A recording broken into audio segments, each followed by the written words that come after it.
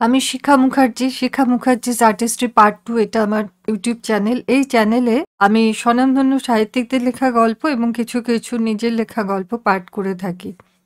আজকে আমি সুচিত্রা ভট্টাচার্যের লেখা একটা গল্প পাঠ করছি। গল্পের নাম দোলাচল। বাড়ি ফেরার পর মনস্থির করে ফেলল অঞ্জন। অনেক হয়েছে, আর নয়। আজই কথাটা বলে ফেলতে হবে শান্তাকে। বলতেই হবে। কতদিন আর এভাবে দুনৌকোয় পা দিয়ে চলা যায়? এবার একটা এসপার ওসপার দরকার। ছুটন্ত মিনিবাস এখন ভিড়ে ভিড়। একটু আগেও অঞ্জন যখন স্ট্যান্ড থেকে উঠেছিল তখন বেশ ফাঁকা ছিল বাস। বসার জায়গাও ছিল কিছু। পার্ক স্ট্রিট পেরোতে না পেরোতে মানুষ উপচে পড়ছে। কটু ঘামের গন্ধে বিজবিজ চারদিক। কদিন ধরে গরমও পড়েছে খুব। জানলার ধারে বসেও যেন ঠিক আরাম হচ্ছিল না অঞ্জনের। কসরত করে পকেট থেকে রুমাল টেনে এনে মুখ মুছল অঞ্জন। এখনো রুমালে সুবাসটা লেগে আছে, কস্তুরীর সুবাস। হয়তোবা চোখের জলও। অঞ্জন কাছে থাকলে কস্তুরী নিজের রুমাল ব্যবহার করে না, অঞ্জনেরটাই তার চাই। চোখ বুজে কস্তুরীকে চোখে আনল অঞ্জন। মেয়েটা এখনো বড্ড ছেলে মানুষ। বাচ্চা মেয়ের মতো কারণে অকারণে হাসি, কথায় কথায় অভিমান, একটুতেই খুশি, দেখ না দেখ চোখ টলটল। কে বলবে মেয়েটার ভেতর অত চাপা কষ্ট আছে?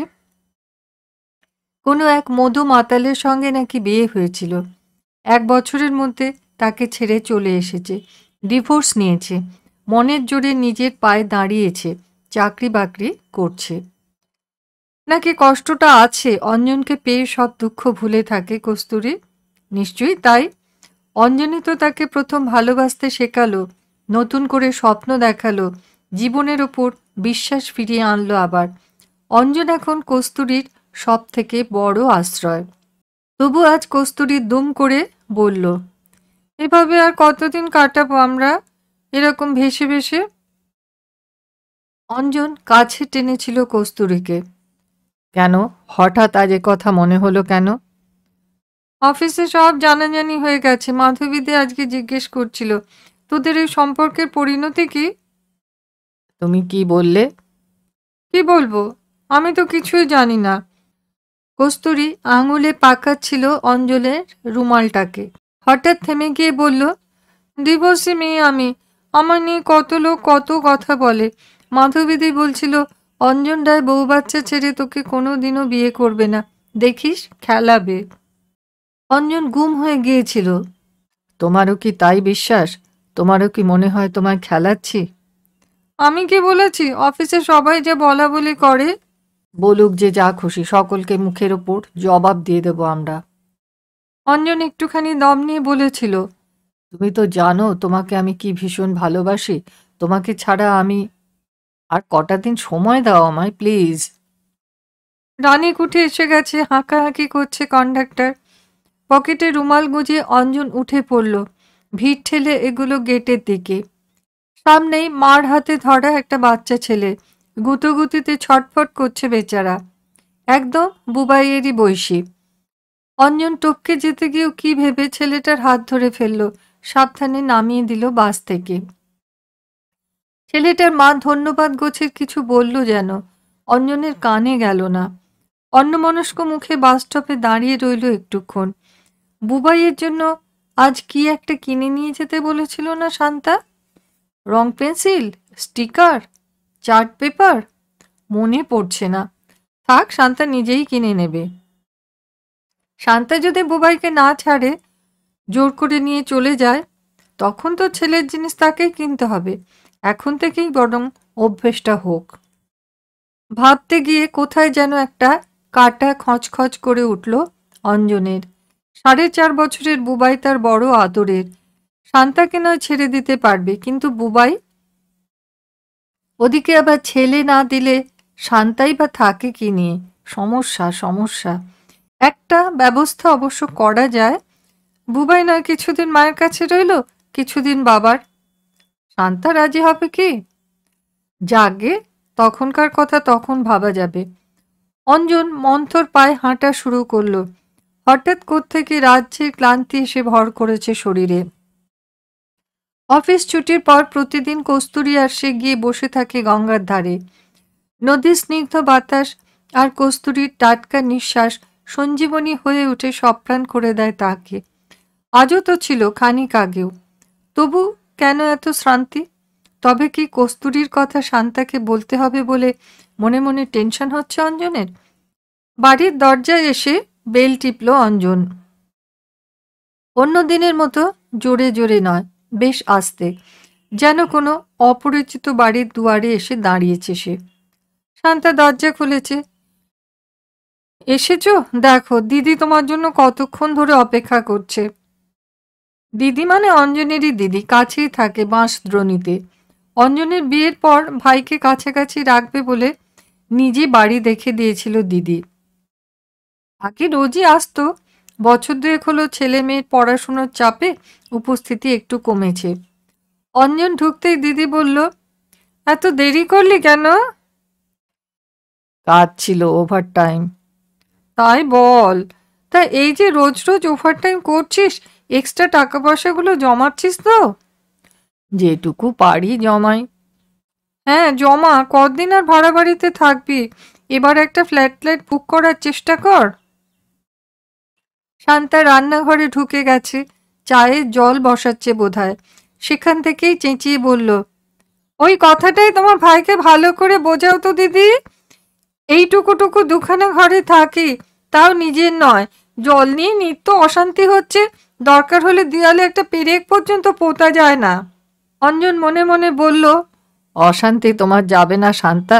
ফ্ল্যাট হয়তো কোনোদিন হবে, কিন্তু সে ফ্ল্যাট তোমার হবে না। মুখে বলল, আমি ভাবি না কে বলল? কত প্রমোটারের সঙ্গে কথা বলেছি জানো? খুব ভালো, করতে হবে, এই বয়সেই করে ফেল। আমাদের তো আর হয়ে উঠলো না, তোর নিজস্ব কিছু একটা হলে আমারও ভালো লাগবে। দিদির স্বরে হালকা বিষাদ, দুঃখ বিলাস। নিজের অত বড় শ্বশুর বাড়ি, তবু আপনি কপনি হয়ে ফ্ল্যাটে ঢুকতে পারেনি বলে হাহাকার। অনর্থক কথা বাড়ালো না অঞ্জন। ঘরের কোণে ছোট ছোট রঙিন পিচবোর্ডের টুকরো জোড়া লাগিয়ে ছবি বানাচ্ছে বুবাই। পশু পাখি, মাছ, ফুল, পাতা। ছেলেটা বড় শান্ত, নিজের ছোট্ট জগতে তন্ময় হয়ে থাকে দিনরাত। অঞ্জন এগিয়ে গিয়ে ছেলের কোঁকড়া চুলে হাত বোলালো, তারপর ছোট্ট একটা নিঃশ্বাস ফেলে চা শেষ করে ঢুকে গেল বাথরুমে। বাথরুমটা বেশ ছোট, মলিন, স্যাঁতসেঁতে। এ বাড়িতে ঢোকার সময় বাড়িওয়ালা শাওয়ার লাগিয়ে দেবে বলেছিল, দেয়নি। চৌবাচ্চা ব্যাপারটা বড় স্থূল, গেঁয়ো মনে হয় অঞ্জনের। তবু কি আর করা? শান্তার মতো রসকসীন নারীকে সে যখন এতকাল সহ্য করেছে, তখন এই চৌবাচ্চাকেও না হয় আর কিছুদিন। শান্তার মতো ঘরে বসে বসে ধ্বংস হওয়া মেয়ে নয় কস্তুরী। দুজনের চাকরি করা সংসারে স্বচ্ছন্দে আধুনিক ফ্ল্যাট বানানো যাবে। মক করে গায়ে হরাস হরাস জল ঢালল অঞ্জন। কস্তুরীর রুচি আছে, ভারী শৌখিনভাবে সাজাবে ফ্ল্যাটখানাকে। কিন্তু শান্তাকে কথাটা বলা যায় কেমন করে? ঝপ করে বলে দেবে? আকস্মিক শকে বিবর্ণ হয়ে যাবে কি আটপৌড়ে শান্তা? গায়ে সাবান ডলল অঞ্জন। চেপে চেপে সারাদিনে জমে ওঠা ক্লেদ তুলছে দেহ থেকে। রইয়ে সইয়েও বলা যায়, যাকে কিনা বলে আস্তে আস্তে ভাঙো। একথা সে কথার মাঝে অল্প ইশারা ইঙ্গিত দিয়ে তারপর পুটুস করে একসময় তোয়ালেতে গা মুছতে মুছতে আবার একটা ছোট নিঃশ্বাস ফেলল অঞ্জন। বেচারা শান্তা। বাথরুম থেকে বেরিয়ে অঞ্জন দেখল দিদি চলে যাচ্ছে। দরজায় দাঁড়িয়ে তার সঙ্গে শেষ আলাপ সারছে শান্তা। অঞ্জন একটু নিশ্চিন্তই হলো, যাক এবারে শান্তাকে একলা পাওয়া যাবে। শোয়ার ঘর থেকে চুলটুল আঁচড়ে সোফায় এসে বসলো অঞ্জন। অনেকক্ষণ পর একটা সিগারেট ধরিয়েছে। নীলচে সাদা ধোঁয়া ঘন থেকে পাতলা হয়ে ছড়িয়ে পড়ছে চতুর্দিকে। বুবাই টিভিতে মগ্ন, কার্টুন ফিল্ম। চলমান ছবি দেখে কখনো হেসে উঠছে নিজের মনে, কখনো বা চোখ বড় বড়। অঞ্জন ছেলেকে ডাকলো, কিরে বুবাই, তুই আজ আমার সঙ্গে একটাও কথা বললি না যে? বারে, তুমি যে পিসির সঙ্গে কথা বলছিলে। এখনো বলছিস না যে? বারে, টিভি দেখছি যে। অঞ্জন বলতে চাইল, আমাকে ছেড়ে তুই থাকতে পারবি তো বুবাই? স্বর ফুটল না। ছেলের নিমগ্ন ঘোর কাটিয়ে দেওয়া বড় বেশি নিষ্ঠুরতা হয়ে যাবে। শান্তা পাশে এসে বসেছে। ছেলেকে বলল, তুমি কিন্তু আজ সন্ধ্যা থেকে একটুও পড়াশোনা করলে না বুবাই? বুবাইয়ের চোখ আবার টিভিতে। বারে, তুমি তো বিকালে 1 2 3 4 লেখালে। আর রাইমস কে মুখস্থ করবে? সব রাইমস আমি জানি। বলতে দেখি। বুবাই শরীর মোচড়াচ্ছে। অঞ্জন ইঙ্গিতময় সুরে বলে উঠল, ছেলে নিয়ে তোমার অত চিন্তা করতে হবে না। বুবাই খুব ইন্টেলিজেন্ট, দেখো ও ঠিক শাইন করবে। যত ইন্টেলিজেন্ট হোক, ঘষা মাজা না করলে কিছু হয় না। সব হয়ে যাবে। তোমার তো খালি ওই এক কথা। বুবাইকে সামনের বছর হাই স্কুলে দিতে হবে, সে খেয়াল আছে? দিও। কোন স্কুলে চেষ্টা করা যায় বলো তো? তুমি কোন স্কুলে দিতে চাও? আমার তো বাবা সেন্ট পিটার্সে বেশি পছন্দ। শখ কি বাপস? ওই স্কুলে ভর্তি করাতে কম করে 1000-10 টাকার ধাক্কা, তাও যদি ধার করে চান্স পাওয়া যায়। শান্তা অত টাকা পাবে কোত্থেকে? অ্যালিমনি চাইবে কিছু? আইন মোতাবেক খোটপোস্ত কিছু দিতেই হবে অঞ্জনকে, দিয়েই দেবে না হয়। বুবাইকে বড় করার দায় যে অঞ্জনেরও আছে, এ কথা অস্বীকার করেই বা কি করে? এখন কি কথাটা বলে ফেলবে শান্তাকে? বলাই যায়। এখনই বোধহয় প্রকৃষ্ট সময়।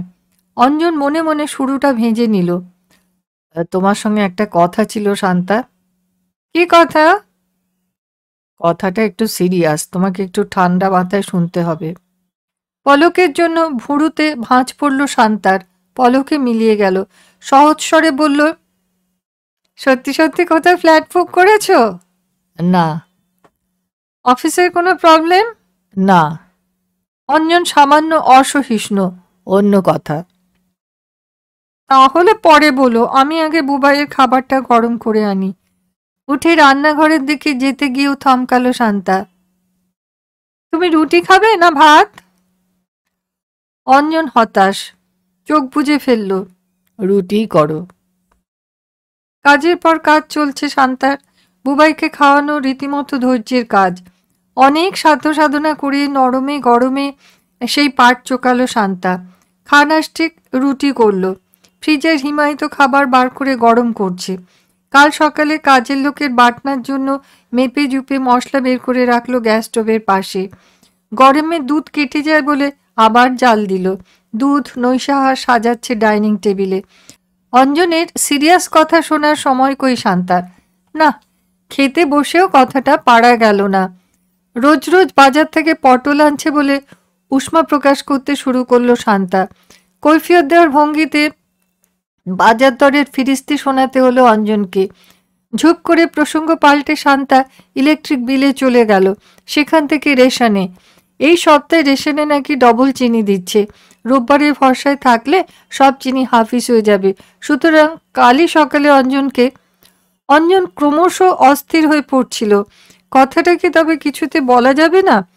বুবাই ঘুমিয়ে পড়েছে। শোয়ার ঘরে এসে ছেলের পাশে আধশোয়া হলো অঞ্জন। চোখের সামনে কস্তুরী আসছে আবার। কস্তুরীকে ভালোবেসে ফেলেছে সে, বাঁচতেই পারে।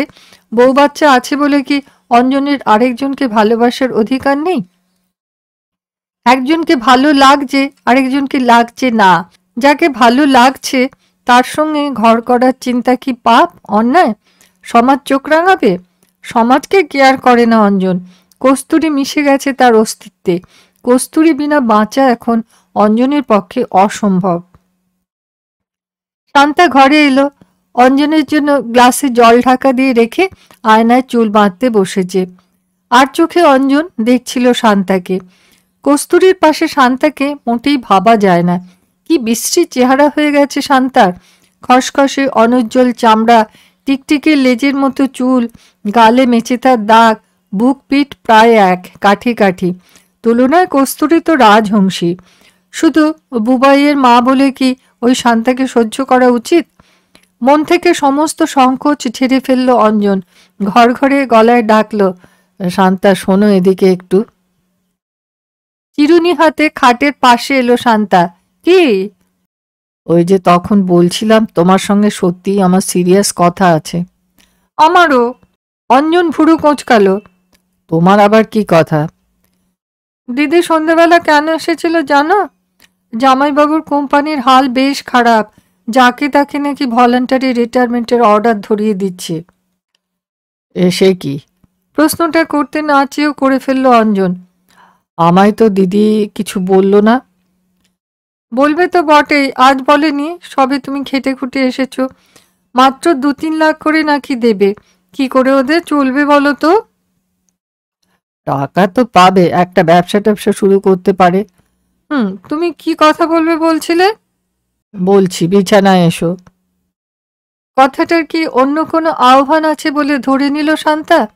লক্ষ্মী মেয়ের মতো চুপচাপ চলে এসেছে। বুবাইকে একপাশে ঠেলে দিয়ে মাঝখানে শুয়ে পড়ল। শুয়েই উঠে পড়েছে, সায়ার দড়ি আলগা করল, ব্লাউজের বোতামও।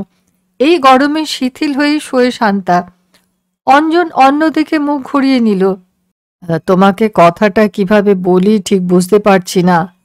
আমি আমি কে তুমি? শান্তা একটু ঘুরল। ধরো ধরো, আমি যদি অন্য কাউকে ভালোবাসি, মানে মানে কথাটা চোখ বুজে বলে ফেলতে গিয়ে হঠাৎ কে জানে কেন তোতলা হয়ে গেল অঞ্জন। কেন হলো? শান্তা মুহূর্তের জন্য স্থির, মুহূর্তে হেসে উঠেছে। ইস, সে মুরুত্তমা থাকলে তো। বলতে বলতে আরো ঝুঁকেছে। অঞ্জনের খোলা পিঠে হাত রেখে বলল, এই তোমার এখানে কি হয়েছে গো? অঞ্জন আরো বোকা হয়ে গেল। কি হয়েছে? ইস, একেবারে চাপড়া চাপড়া হয়ে গেছে। শান্তা হাত বোলাচ্ছে পিঠের মাঝখানটায়। গরমের থেকে হয়েছে, জ্বালা করে না তোমার? আগে বলনি কেন? একটু বরফ ঘষে দিতাম। এখন একটু মলম লাগিয়ে দেবো? আঙুল নড়ছে পিঠে নাকি জাদুকাঠি? কুহকিনীর মায়ায় আচ্ছন্ন হয়ে যাচ্ছে দেহ, হৃৎপিণ্ড অসার। মায়াবী ছোঁয়ায় এভাবেই কি ষড়যন্ত্র রুদ্ধ হয়ে যায়?